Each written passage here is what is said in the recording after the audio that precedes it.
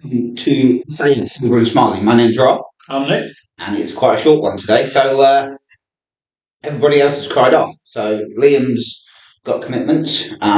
Jamie is dying with the flu or something, and Damo's at work. So it's just me and Nick today. So welcome everybody. This is episode 33, I believe. A bit more up close and personal with just us two. So Yep. it should be quite good. I'm quite looking forward to this. The other thing we're going to do, nobody else is here, and me and Nick, this is our main issue really. So we're going to just talk about alcohol. Drugs to one side because that's more the other guy's expertise, as it were, if you can call it expertise. But this is what we're quite past masters on this really. Oh yeah. At least. Yeah, it's our main focus, or it's definitely. I mean, I know it's Nick's main focus, Yeah. but this is it was my biggest problem. Um, yeah, we'll just have a general chat and see where we go. So this is the point of these videos, really, is just for us to speak as we were down the pub or down the park. So,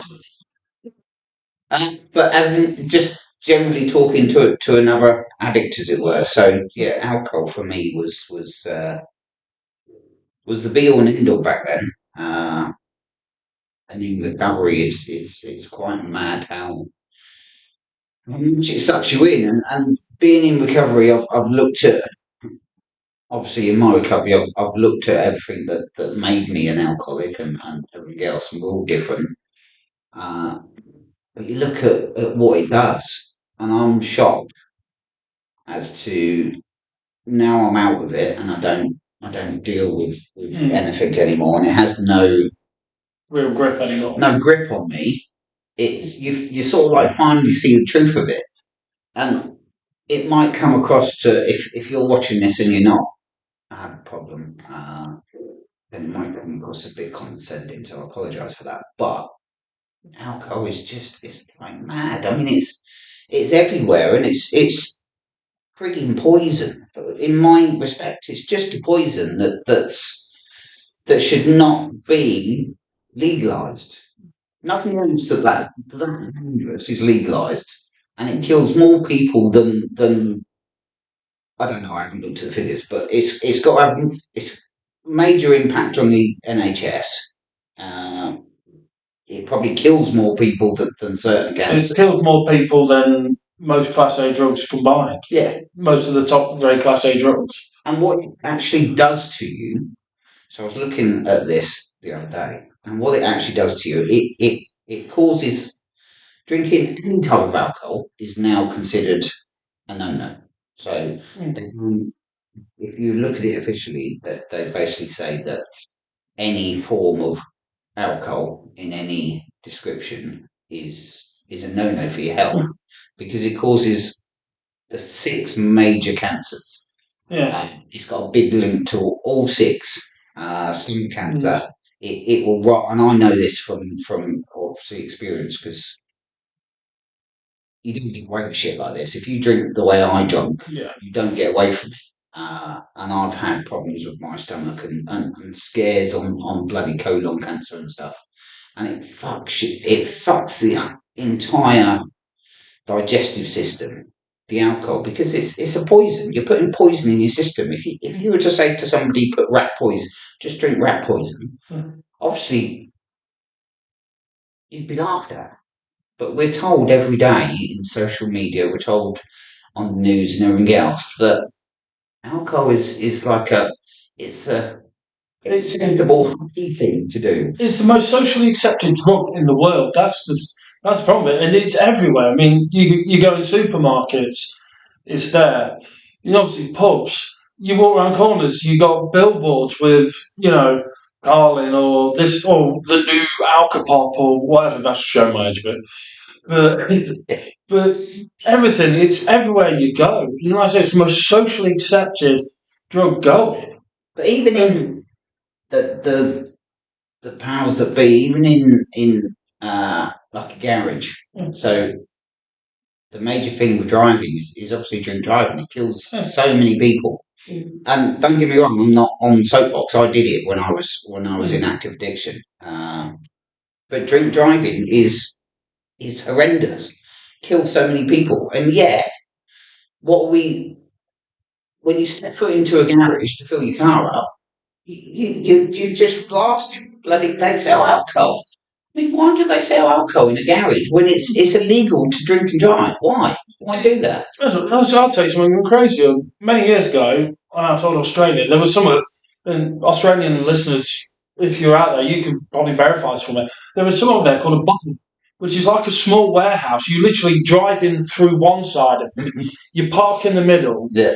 and people come up to you and you say, I'll have that and that. They will put the beer in your car for you and that. Then you obviously go and pay, and then you drive out the other side. It's unbelievable. Mad. Everyone does it, like everybody.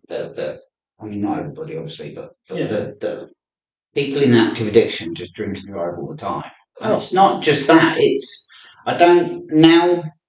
I'm out of it. I'm quite obviously anti alcohol, but it's like, what if you actually step back and have thought, and what do you get out of it? So you all think that having a drink distresses you. It doesn't. It has totally the opposite effect of distressing you. It makes your heart rate go up. It causes sort of like strokes and heart attacks. You think you're funny and everything else, and you're not. You just gives you a false perception of what you think it's actually doing for you. Exactly. You're slurring. You're not walking straight. If you've had a skinful, and you're not walking straight because the waves in your head are not getting are not getting to all the parts of your body, because you're destroying all those pathways, because you're drinking poison that's destroying every single pathway in your brain at the time. It's causing you to be sick. So it's causing you to throw up, which is basically it's because you're putting acid in your stomach. Yeah. That's the only reason you're physically sick in the morning. I was sick loads of times, all the time. Oh, that's cow. So it's awful. And even just the hangover in the morning, you're dehydrated. Your brain can't function properly because you've got a stinger of a headache. Yeah. Because the pain in your head's just so intense, you can't think properly, make stupid decisions, you're full of regret, you feel so crap about yourself, it's unbelievable. And then what's the best way to kill all those feelings? Have another drink. Well, yeah, that's Oh, I said it's one of the worst vicious cycles you can ever be in. That's what got me down. I was always an alcoholic, obviously. I mean, I'm one of those people that believe that I was born with that disease. But the hair of the dog, Jesus Christ. I remember my first hair of the dog, it was in my early 40s. I waited that long, and then it was like a wonder thing. Yeah. Because alcohol, at the beginning, wanted to promise me everything. It was like your best friend. To an addict like me, it was your best friend. It solved every single problem out there. It took away all your fears, all your feelings, everything else. It was great.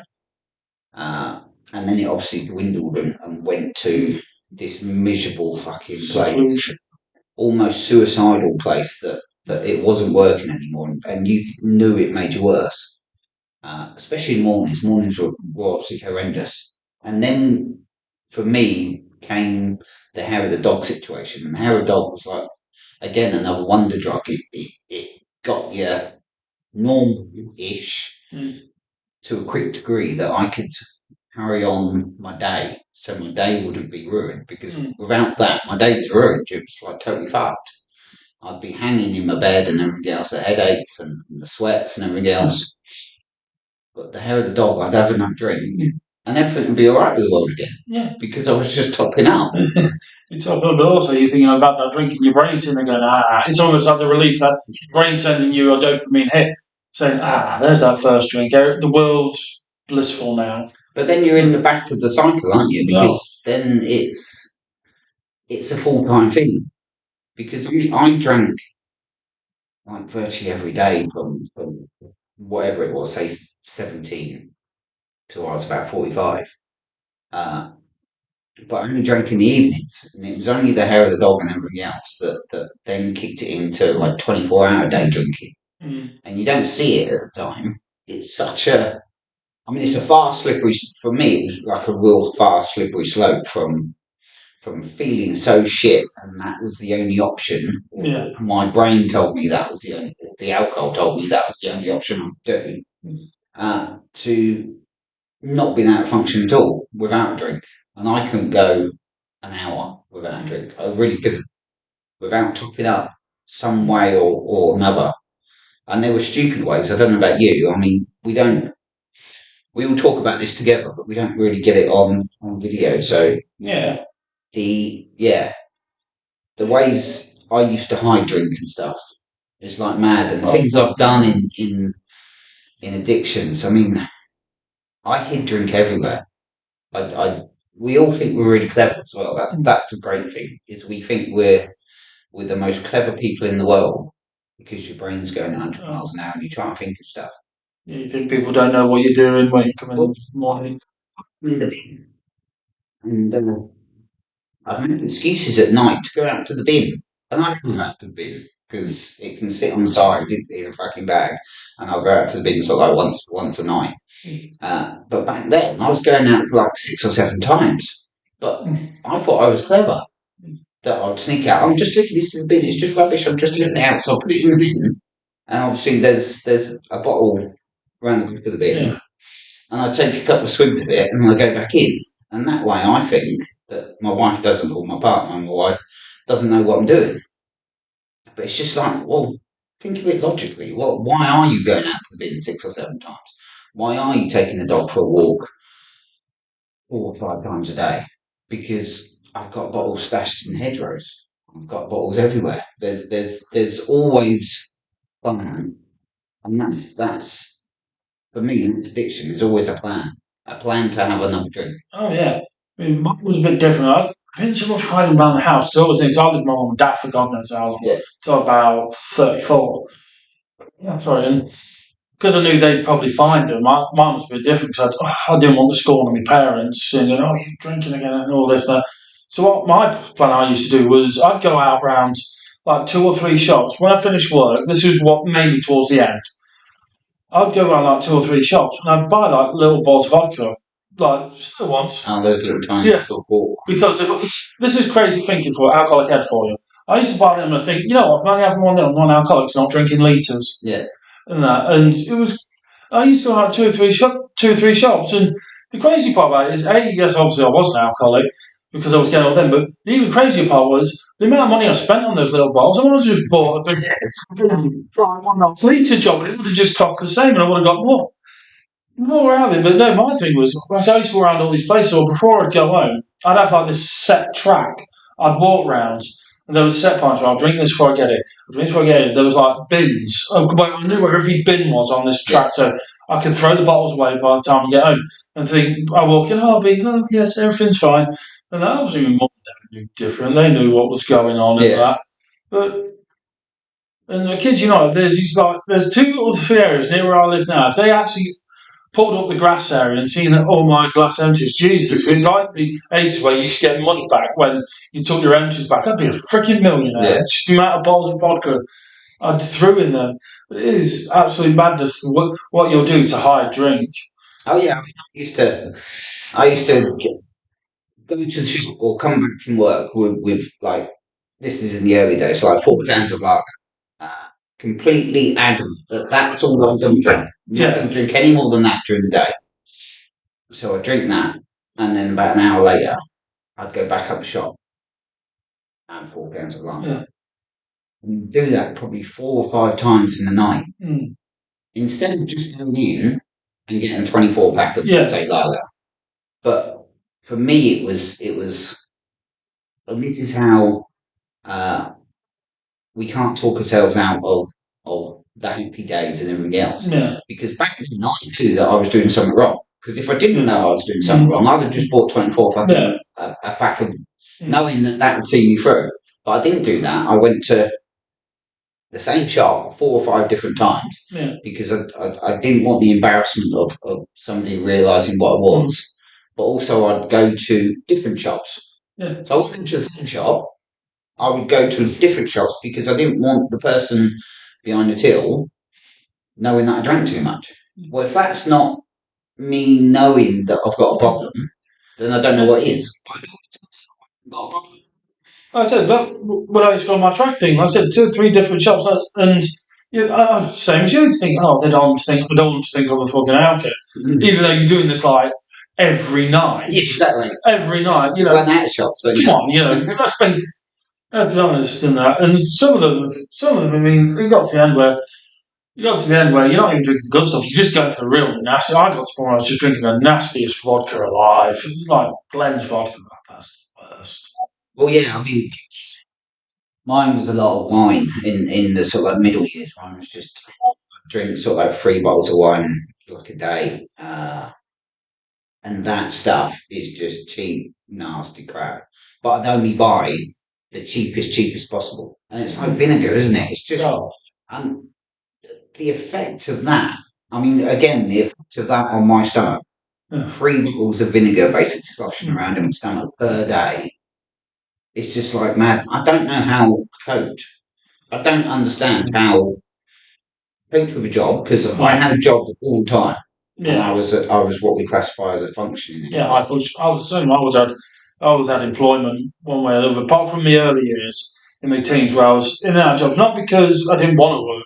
Well, there was a little bit, the ignorance of youth. I always say I never wanted to go out into the world of work. But what did me is when I actually left proper college and that, I had to go. I went on the dole. So I thought, oh, free money, this would be great. But when I actually got in there and I was stood in the line with everybody else, and you sit there and you're looking at, I just can't do it. That's when me brain woke up and said, no, you actually have to work, mate. You've got to work. And okay, I was sort of in and out of work because living in Loughborough, it was a very student orientated town. And a lot of the places employed students because they know they needed the money and they knew they'd work for it. Yeah. And so any high decent jobs you could get weren't there. So in the end, this is when I started doing like a bit on the side work, working behind bars, because also sort of me sort of looking, obviously not the way I do now, obviously minus the grey hair, but bald spot. But I always looked a lot older than what I did. Yeah. So I started working behind bars, and instead of just going glass collecting, the landlord would be like, "Oh, you look old enough to serve a pint." And that's when I began, like I said, my barroom apprenticeship. And then I was in and out for a while until I came to Skeg, and that's when I started doing it proper full time. Because I didn't want to do it full time, but when it came to it, I thought, yeah, do it. But do you think back then, I mean, obviously I'm older than you, but back then, so like me growing up,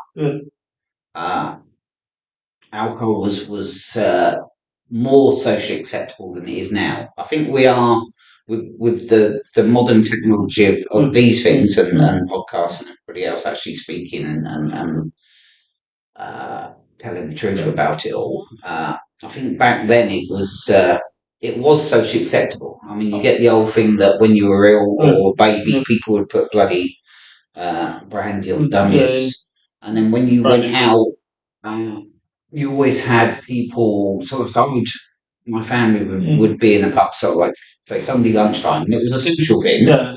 And as a child, and I mean a child of whatever it was, 8, 10, it was acceptable because you had to sit away and you had to sit on a table with a bloody packet of crisps and a little Coke or whatever.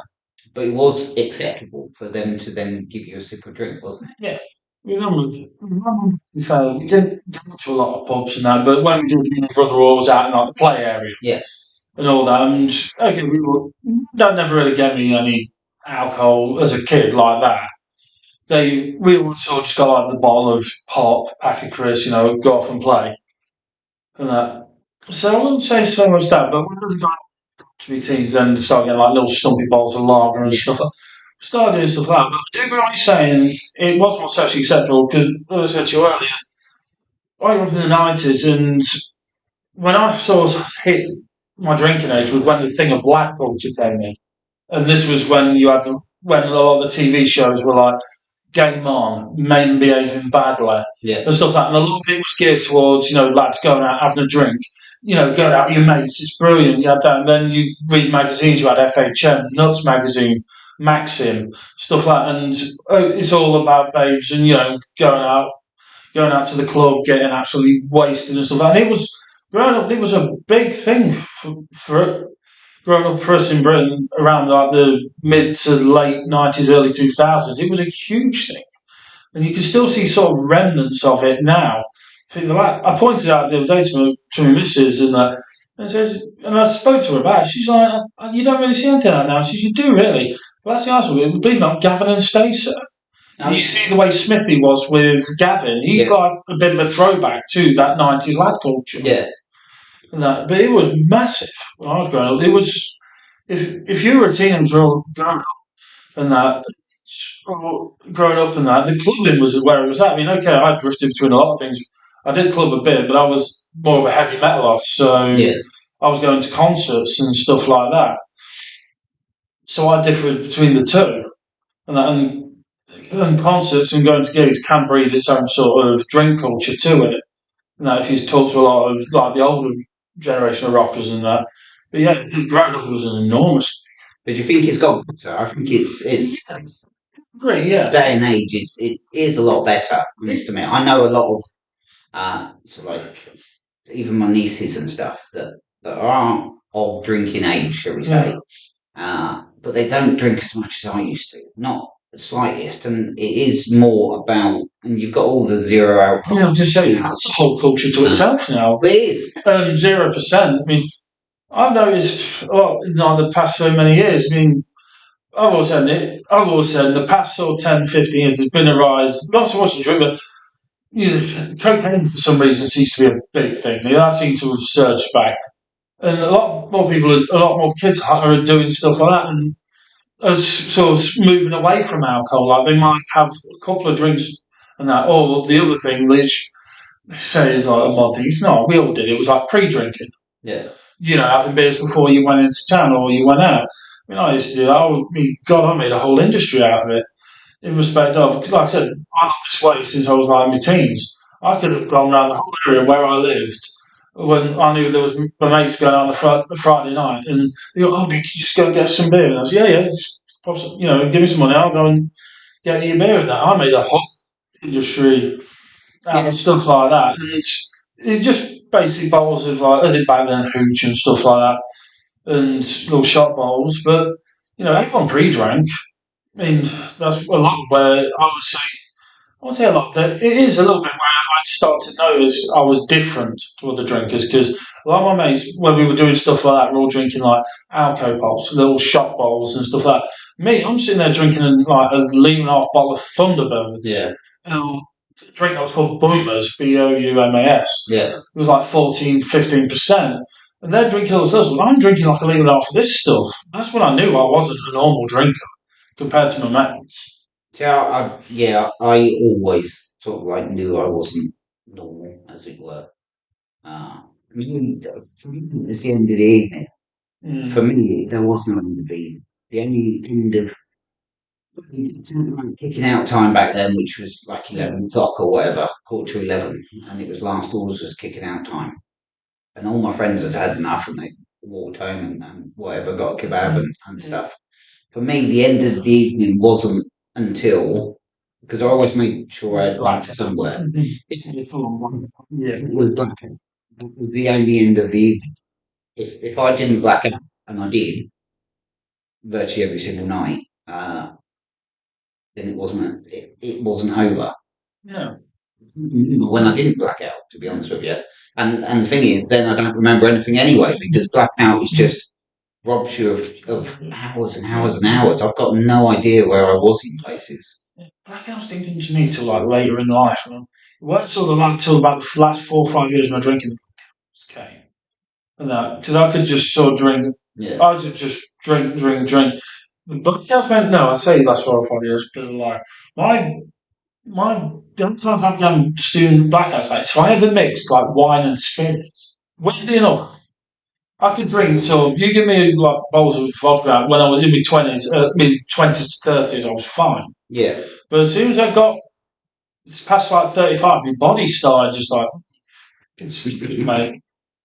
And no, I'd say back to 30s, my body just couldn't handle it. When I had like a thing of wine and spirits, for some reason that's it. Forget the night. I didn't even know how I got out. Yeah, see, mine was just a progression. It was like the normal progression. Obviously, as a teenager and stuff, I just started on beer, but quickly understood that that wasn't getting anywhere because it would just make you bloated, and you just couldn't drink anymore. And for me, that wasn't, it wasn't the answer. For me, that even from a very early age, the answer of drinking is the ultimate goal, which is the black, and to shut my brain off. That was the aim of it. It wasn't to drink to have fun. I never drunk to have fun. Yeah. I never drunk to socialise. I never drunk to hop off or whatever. I drank for that blackout. That was the point of it. So it was, yeah, couldn't get anywhere with that because I would just be bloated, then I would be sick, and everything else. Then it went straight on to wine, and then wine I couldn't take anymore because I mean I had like 10 years of drinking bloody wine. But I couldn't take wine anymore because of what it was doing to my stomach. I was getting all sorts of illnesses with bloody everything. And then it's straight on to the hard stuff is all we do. And we think that every alcoholic or every addict goes into bloody vodka or gin because you've got the option that it don't smell and nobody will know. It's like madness. It absolutely reeks. It does. There is a truth to it. You can't sometimes smell coming out of there, but it comes out in your pores. Yeah. So you think, oh, if they can't smell it in breath, what they can do is they can smell it on it. It's like BO. It absolutely just proper just comes all out your skin, and you smell so bad. Now come back to what you're saying. For me, usually you drank to blackout. Me, I always said, because I started drinking when I first did. It was all like cider. Yeah. It was like going on the park with my mates and that, like litre of turbo, 2 litres of turbo, like white lightning, all that sort of stuff. For me, it wasn't a blackout. For me, it was a confidence thing because I was okay, people can see I've got a bit of weight on me now, but back then when I was kid, I was really, really obese and I had such confidence issues, especially with girls. Because I always had in my head that girls didn't like fat boys. And that, so I didn't even try. So I always tried playing like, trying to be like the proverbial clown and all that, just make people laugh, think people like me. And alcohol always gave me this confidence. And like you were saying earlier, when you say you think alcohol's doing something for you, and I do it, I start sitting there cracking jokes, trying to rib people, and everyone's sort of laughing. But the problem is when I sat back and thought about it, they're not actually laughing at the jokes I'm saying. They're laughing at me because I'm making a fucking ass of myself. Yeah, you don't realise what. I mean, you always get to the stage, and you are an addict, or even not an addict. You get to the stage of actually realising what alcohol does for you, and it does fuck all apart from kill you. Oh, The only mission that alcohol's got, or the only mission that drugs have got, is at the end of it is to kill you, and it is totally inevitable. It's going to. There's no two ways about it. You can't hide from it. You can't run from it. It's going to kill you at some stage. That's full stop. yeah. Unless you take control of it and do something about it. And it robs you of everything. It robs you of literally. I mean, it gives you confidence and then robs you of it. It gives you sort of like peace and then gives you a mental storm. I was one of the most true statements I've read about alcohol is the first time you ever try alcohol, it's like an almost euphoric moment in your life. You think, God, where have you been all my life? And then you spend the rest of your drinking career trying to re-get that feeling. Yeah. It's true. And it's chemical. It's the problem. It's chemical. We think it's like mental or like a mental happy release or a mental sort of like, look at me, I'm now fit. It's not. It's just a chemical. It's a chemical that's designed to take your dopamine levels to a new high, and that's all it is. And then you chase it for the rest of your life, and it doesn't. It never gets to that highs. Chasing the dragon, as in drugs, it never gets to that. And yeah, the only thing it's going to do is just chase you to a fucking early grave. Oh God, yeah, because I made no bones about the fact had I still been, I'd not stopped when I did, and I put money on it. If I'm not, wouldn't be in an early grave, I'd be in hospital with something like liver cirrhosis or something like that because I would pound 2 litres of vodka a night, and you can't do that forever. Well, it shuts every organ down in your body. it just I mean, I've I've been clean 8 years now, and within 2 years, so 6 years ago, I'd be dead. There's no, I wouldn't be on this planet. I'd be dead if I didn't stop. I'd be dead. And the sad fact is that if now things go tits, because I'm only in recovery for one day at a time. Things go tits, and I go back out there. I won't ever come back. Oh yeah, do I just wouldn't. I wouldn't expect me to come back because people look at you on the outside and think, "Oh, you've got it made. You're good. You've not had a drink and blah." But the effort it takes, the and people say you've got no will or we shouldn't have a will, but the force of will it takes to not do this and be in recovery in the first sort of like year or so is immense. I couldn't do it. Oh no, I mean that first year is just absolutely. Trust I could have tripped myself up so many times because I always said my first year, because I was doing meetings and that, and don't get me wrong, meetings helped. I've got nothing against the meetings and that, but that first year, I thought all I had to do was just show up. Just show up, show my face, talk a little, job done. I wasn't interested in doing none of the work. I wasn't interested in, I wasn't interested in getting personal or really delving into what my problems were. I just thought, forever, and just keep people laughing until one day I actually sit myself down to what am I? And I kind of thought, is there any point in me coming to these meetings? And then my brain went, well, what are you doing to actually put into it? Yeah. You're doing nothing. You're just turning up. So why don't you actually try doing something? Yeah. And that's when it all turned around for me. And I took my recovery a lot more seriously. And I said I never looked back after that. I'm so glad that I did sort of have that little moment in my life where I sort of pulled my own bootlaces up and went, right, this is either do or die. I either take this seriously or I'm probably going to end up back out there doing the same thing I was 2 years ago. But we're at the end. But the most important takeaway of this is if you've been in recovery for any amount of time, is the life it gives you outside of all that shit. And it's only us, and I'm sure people sit at home if you're not in if you don't classify yourself as an addict or whatever, that you'll probably sit here and listen to this and go, "Oh, what a load of bullshit!"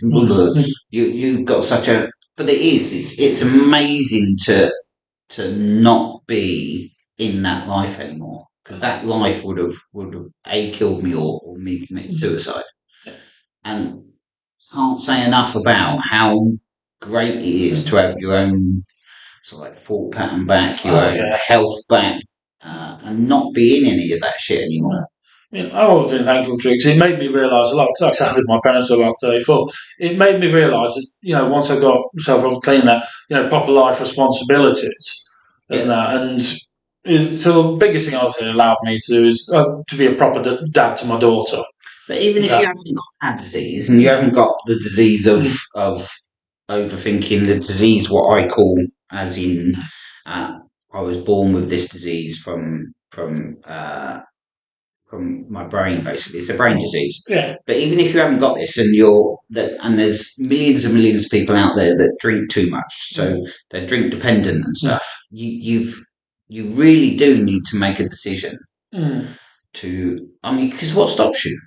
That's my thinking now is what stops a normal person from not having a drink. So you'd be surprised the answer to that one, because the amount of times I've heard people say, like I've had people approach me, I've got a thing about, I'll stop drinking. And I straight to said, do you know what worries me the most about stop drinking? I said, I'll be boring.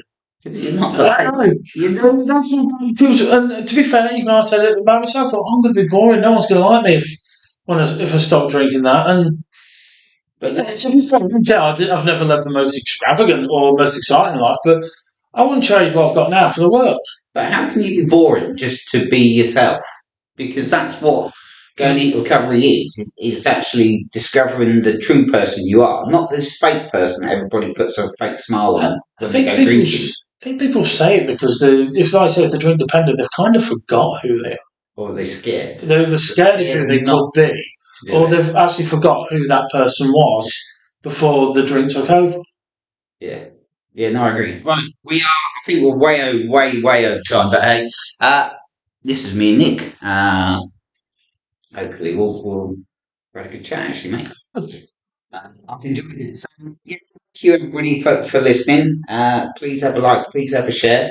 We're here at Holton Hill in Skegness. Yeah. So we'll put another video on next week. Hopefully, we'll get one of the others to do a main share so you can have a listen to them. But yeah, in the meantime, Yeah, we're on TikTok, Instagram, Facebook, YouTube. Come and check us out. Hopefully I've got a few. I'm working on a few new developments, so hopefully things might. If it all comes off, we could have some interesting stuff coming soon. I'll let you know more about that if they come off, because I don't want to get people's hopes up and for something that may not come off. Just being real with you all. okay, brilliant. Thank you everybody. Thanks for listening. Cheers. Bye bye. Bye.